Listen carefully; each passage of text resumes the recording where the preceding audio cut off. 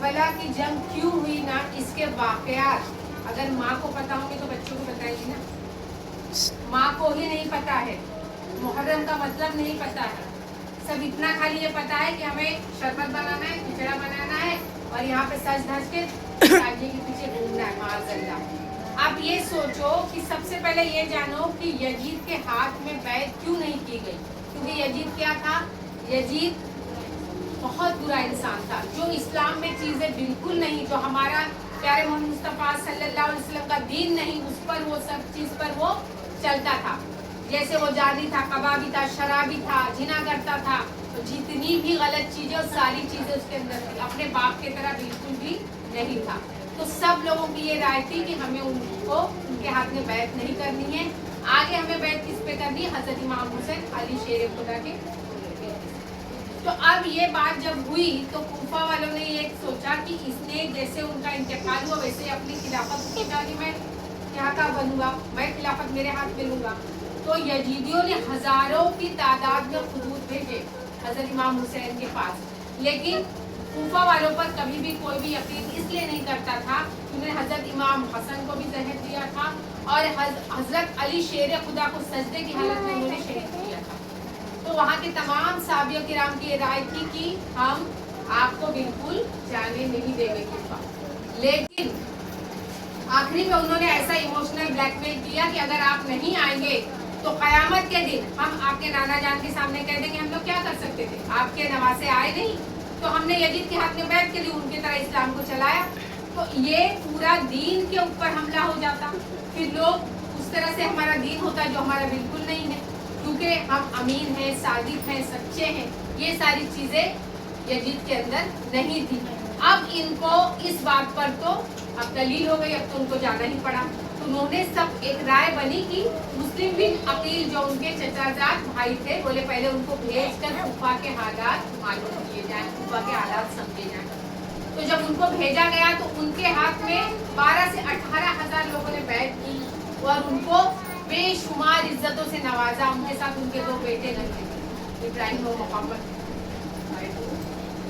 جب یہ بات معلوم پڑی یزید کو تو امر بن سعد کو وہاں پہ انہوں نے گورنر بنا کے بھیجا اور لوگوں کو لالچ دی. لالچ دے میں شارٹ میں بتا رہی ہوں، لوگ پلٹ گئے. فجر کی نماز میں جو ان کے ہزاروں کی تعداد میں، مغرب کی نماز تک ان کے پیچھے کوئی بھی نہیں تھا. اب اس طرح سے ترنت بدل گئے، اس لیے انہیں کوفی کہا گیا ہے، ان کے اوپر کبھی بھروسہ نہیں کیا جا سکتا. اب دیکھیے، اب ان کا قتل کا حکم جاری ہوا، ان کو قتل کیا گیا، ان کے معصوم بچوں کو قتل کیا. لیکن قتل کے وقت انہوں نے کیا کیا؟ حضرت مسلم بن عقیل کی 2 میری وصیتیں ہیں، آپ بھلے قتل کر دو لیکن 2 وصیتیں میری ہے کہ میرا قرضہ کسی کے اوپر 700 دینار ہے وہ کہہ دینا ادا کر دیا جائے میرے بچوں سے. اور دوسری بات، میرے حضرت امام حسین کو کہہ دو کوفہ نہ آئے.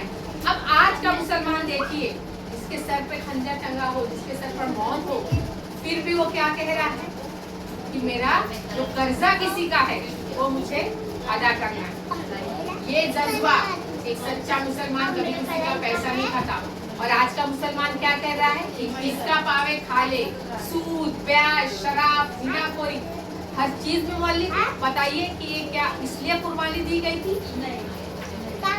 اب یہ بات ہوئی. اب وہاں پہ تو پہلے کی طرح موبائل یہ ساری چیزیں نہیں تھی، مہینوں چلتے تھے، جا کے کہیں سفر ہوتا تھا. جب یہ بات اب یہاں سے جب ان کے پاس تو خط پہنچ چکا تھا، یہاں کے حالات اچھے چلے آئے. اب یہ تو نکل چکے تھے اپنے 72. اگر جن کو جنگ کرنی ہوتی تو کیا اپنے خاندان والوں کے ساتھ لے کے چلتے، اپنے بیوی بچوں کو ساتھ لے کے چلتے، 6 مہینے کے بچے کو لے کے چلتے. وہ تو پورا ہی کہ چلو میں جاؤں گا وہاں پہ اسلام، ہم پھر سے لوگوں کو اسلام رائز کریں گے، غلط چیزوں سے ہم رائیں گے. وہاں سے وہ نکلے.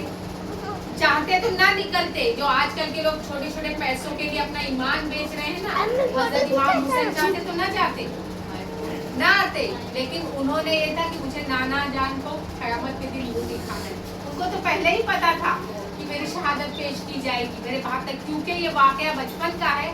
جب ایک بار پیارے محمد مصطفیٰ صلی اللہ علیہ وسلم سجدے میں تھے تو اس وقت حضرت امام حسین آ کر ان کے اوپر بیٹھ گئے. جو تسبیح 3 بار 5 بار 7 بار پڑھی جاتی انہوں نے 72 بار پڑھی اور اس کے بعد سر اٹھایا تب وہ ہٹے کو. तो आके जब उन्होंने बीबी फातिमा से कहा कि मैं आज नाना जान के शानू पर बैठ गया था, तो बोले उस वक्त आपने ये क्यों किया, तुम्हें नमाज के अहकाम नहीं मालूम? तो बोले उस वक्त जिस वक्त सजदे में उन्होंने 72 बार तस्बीह पढ़ी है, उसका बदला मैं आखिरत में वहाँ करबला के मैदान में अपने 72 साथियों को शहीद करके मैं उसका बदला उनका, मेरे नाना का मैं दीन बचाऊंगा। तो ये वसीयत तो उन्होंने बचपन में ही की थी, उन्हें बचपन से ही पता था कि मेरी शहादत पेश की जाएगी, फिर भी वो क्यों गए? इस दीन को बचाने के लिए। वहाँ पे जब पहुंचे गहरे फुरात पे, हज़रत हूर 1000 के लश्कर के साथ वहाँ पर पहुंचे थे। जब वहाँ पर पहुंचे थे तो उन्होंने कहा कि देखिए आप, क्योंकि वो दिल से मोहब्बत करते थे उनके घराने के बंदे तक पास, कि आप लौट जाए, क्योंकि ये लोग सब आपके खून के प्यासे हैं। तो बोले ठीक है, आप रात के वक्त चुपचाप चले जाइए, मैं बता दूंगा कि मैं सो रहा था तो ये निकल गए। जब रात के वक्त निकले और रात भर सफर किया तो फिर उसी से मुकाम पे फिर आए। तो क्या कहा कि ये मुकाम कौन सा है? तो बोले इस मुकाम का नाम करबला है। बोले बस यहाँ पर खेमा गाड़ दीजिए, यहाँ से अब हम नहीं लौटेंगे। गहरे फुरात के पास खेमा गाड़ा गया, उनके ऊपर पानी बंद किया गया।